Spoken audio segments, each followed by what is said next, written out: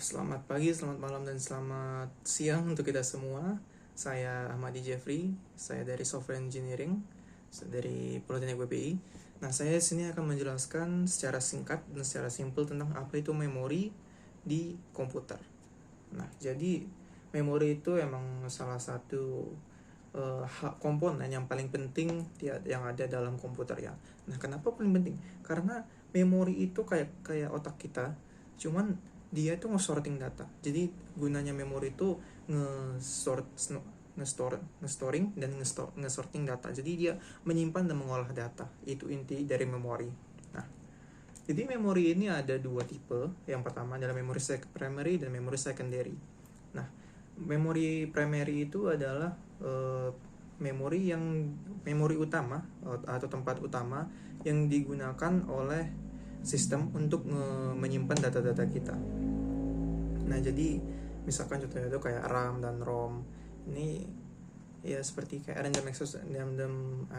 RAM itu adalah random access memory, dan ROM itu kan read only memory. Nah, bedanya RAM dan ROM ini, RAM itu adalah memori yang dimana datanya itu hanya bisa diakses saat sistemnya itu masih bekerja. Nah, jadi misalkan nih kita ada komputer, nah kita buat file di situ. Misalkan let's say sebuah dokumen contain ada Word ya, dokumen Word. Nah, jadi kita buat Word di situ. Sebelum kita save dokumen itu ke sistemnya, itu kalau kita matiin komputernya itu bakal hilang. Jadi itu nggak bisa di restore.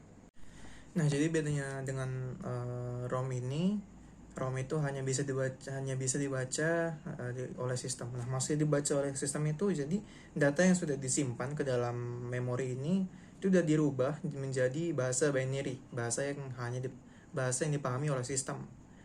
Nah, jadi kita mungkin bisa baca tapi bakal sulit banget, dan siapa yang mau baca bahasa 20 page tentang binary semua gitu. Nah, jadi sekarang kita masuk ke secondary. Secondary itu external memory for data. Jadi kayak memori eksternal dari yang ada di sistem kita. Jadi itu contoh-contohnya itu kayak USB drive, hard HDD, dan SSD. Nah, USB drive itu pasti udah pada tahu, karena USB drive itu yang paling umum. Jadi itu kayak memory card yang kalau misalnya kalian ingat itu yang biasa dipakai anak-anak zaman PS itu, yang biasanya buat nge-save data ya, kalau misalnya rental-rentalan gitu. Nah, jadi dan ya HDD itu yang kayak pakai disk gitu. Jadi itu cara kerjanya juga sama, tapi dia lebih ke ROM. Tapi bedanya itu dia bisa dibawa kemana-mana, nggak terhubung langsung ke sistemnya. Jadi itu. Nah, jadi kenapa sih punya, kan banyak nih kita dengar, kenapa nyari-nyari kayak komputer, HP itu memorinya tuh pasti harus nyari yang diutamakan, nyari yang gede. Nah, kenapa sih? Jadi kenapa kita harus mengutamakan memori yang besar? Nah, karena bigger capacity fasten the data loading if we are on a program. Nah, jadi maksudnya tuh, jadi semakin besar kapasitas memorinya, maka sistem itu semakin besar ngolah store datanya. Nah, jadi bakal lebih cepat storing and sorting datanya. Nah, selain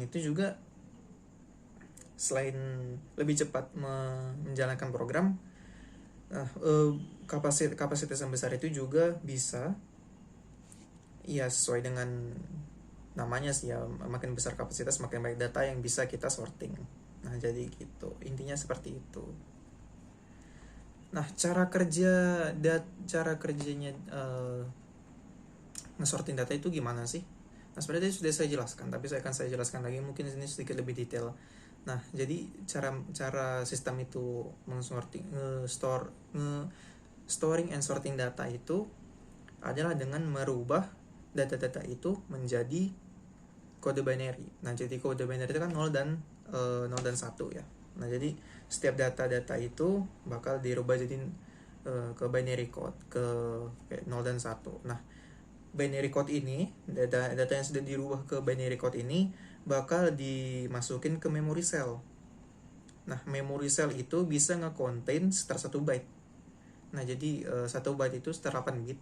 Nah, jadi boleh di garis bawahi dulu, 1 bit itu kayak bisa nge-contain 0 atau 1. Jadi satu itu cuma bisa nge-contain 0 atau 1. Nah, jadi basicnya kayak gitu. Nah, semakin besar memory cell-nya, ya semakin banyak kapasitas kapasitas dari memori tersebut.